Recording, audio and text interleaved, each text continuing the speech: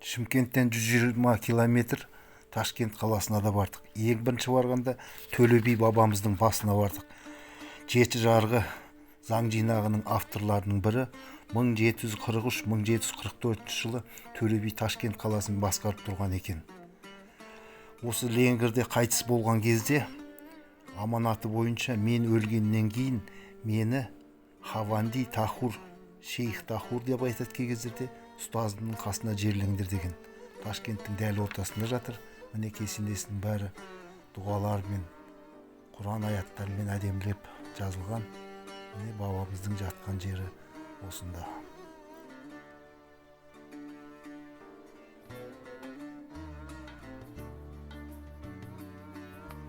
Жалпы Ташкент қаласының бір кереметтігі өте тап-таза көшелерінің бәрі.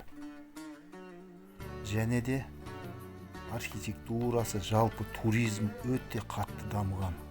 Шетелден келушілер өте көп. Сонымен қатар Ташкент қаласын қарап отырсаңыздар, бір өмірлерде ешқандай асығыс жоқ.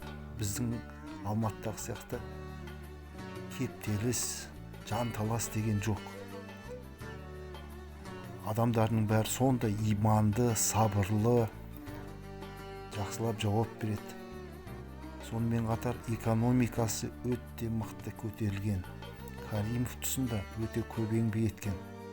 Оның жаңа кереметтігі қазіргі таңда Ташкентте басқа нәрселерді айтпай қойын, самолет жасайтын өздерінің авиационный заводтарына дейін қазір бар.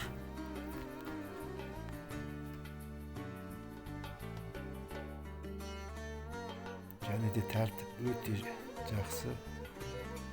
Көшелері, саябақтарының бәрі тап-таза. Бір жерде бір шашылған қағаз, тасталған басқа дүниелерді көрмейсің.